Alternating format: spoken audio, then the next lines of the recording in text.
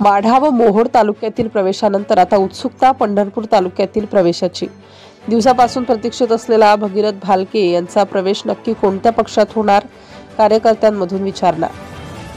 पंढरपूर, मंगळवेढा व मोहोळ तालुक्यात पसरलेल्या भालके कुटुंबांना कोणत्या पक्षात मिळणार नक्की न्याय।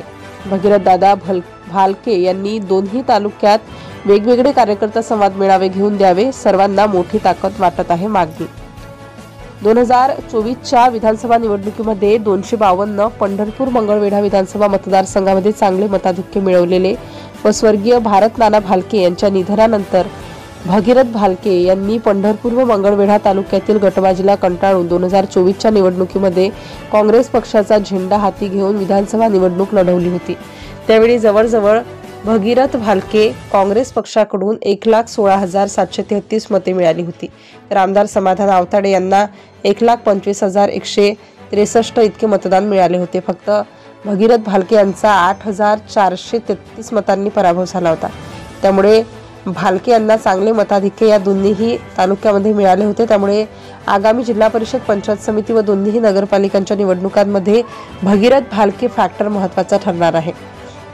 त्याचबरोबर भगीरथ भालके यांच्या पत्नी सौ प्रणिताताई भगीरथ भालके ह्या सुद्धा पंढरपूर नगरपालिकेच्या नगराध्यक्ष पदाच्या शर्यतीमध्ये असून त्यांना अध्यक्षपदी विराजमान होऊ शकतात। आता फक्त भालके यांचा पक्ष कोणता, का विधानसभा निवडणुकीप्रमाणे ते पुन्हा एकदा महाविकास आघाडीच्या काँग्रेस पक्षाबरोबर जातात का, शरदजी पवार साहेब यांच्या राष्ट्रवादी काँग्रेसचा झेंडा हाती घेऊन पंढरपूर मंगळवेढा विधानसभा मतदारसंघामध्ये काम करतात, हे सुद्धा पाहणे फार मोठे उत्सुकतेचे ठरणार आहे।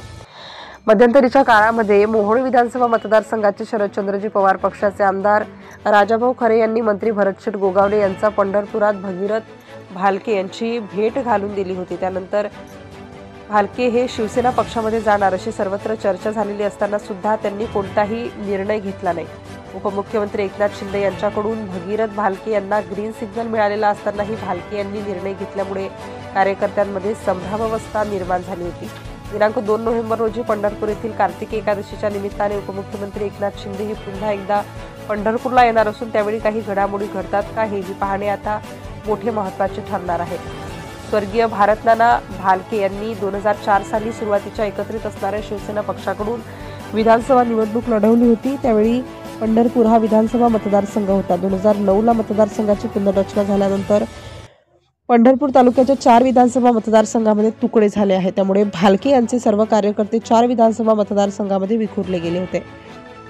आता आगामी सर्व निवडणुकांसाठी भालके यांनी काहीतरी निर्णय घ्यावा अशी त्यांच्या सर्व समर्थक व कार्यकर्त्यांची मागणी असून भगीरथ भालके हे शिवसेना पक्षामध्ये गेले तर त्यांचा मोठा फायदा भगीरथ भालके यांना होऊ शकतो, असंही राजकीय विश्लेषकांमधून बोललं जात आहे। काही भालके गटाच्या आजीमाजी नगरसेवकांकडून आता भगीरथ भालके यांनी योग्य निर्णय घेऊन एक मोठा कार्यकर्ता संवाद मेळावा पंढरपूर मंगळवेढा तालुक्यात घ्यावा व विखुरलेल्या व मरगळ आलेल्या कार्यकर्त्यांना पुन्हा एकदा ताकद द्यावी अशी मागणी त्यांनी यावेळी केलेली आहे। कोल्हापूर जिल्हा प्रतिनिधी। तुम्ही या चॅनलवर नवीन असाल तर सबस्क्राइब करा, तसेच लाईक आणि शेअर नक्की करा।